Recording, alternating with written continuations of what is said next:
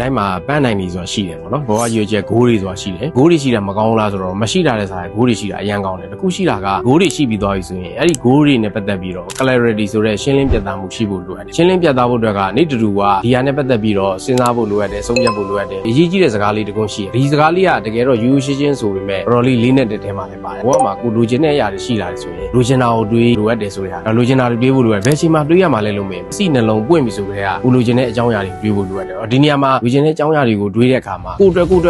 တွက်ပဲဆိုရင်တစ်ချိန်ကျရင်ခြေကုန်လက်ပတ်ကျတယ်ဒီအတွက်ကြောင့်ကျွန်တော်တို့လိုချင်တာတွေကိုတွေးတဲ့အခါမှာကိုယ့်ရဲ့မိသားစုအဝန်းကျင်ကလူတွေအတိုင်းဝိုင်းတွေသူတို့အတွက်ပါတယ်ဆိုရင်တော့မနဲ့မိုးလေးအေးရထားတယ်လိုချင်တဲ့အကြောင်းအရာလေးကိုတွေးတယ်နေခင်းမှလည်းတွေးမယ်ညနေမှလည်းတွေးမယ်တွေးနဲ့အဲ့ဒီအရာနဲ့ပတ်သက်တဲ့ဆက်တဲ့အရာတွေကိုကိုကတဖြည်းဖြည်းလုပ်ပြလာလိမ့်မယ်မိသူတို့ကြုံမှုလားမသိဘူးသူ့လိုချင်တယ်လို့စဉ်းစားလိုက်တယ်အချိန်ကျတော့အဲ့လိုချင်တဲ့အကြောင်းအရာလေးကတကယ်ရလာတဲ့ဟာကျိုးလိုတဲ့သဘောကစိတ်ဒီမှာကျွန်တော်စွမ်းအင်နေဆိုတာရှိတယ်စိတ်စွမ်းအင်ကိုအသုံးချပြီးတော့ကျွန်တော်လိုချင်တဲ့အရာတွေကိုဒီချာလေးနေ့တူတူကစဉ်းစားဆုံးဖြတ်ကျွန်တော်တို့လှုပ်ဆောင်ရင်းနဲ့ပဲဘဝပန်းနိုင်နေကြီးရွေးချက်တွေတွေ့ရှိကြပါစေအားလုံးကျေးဇူးတင်ပါတယ်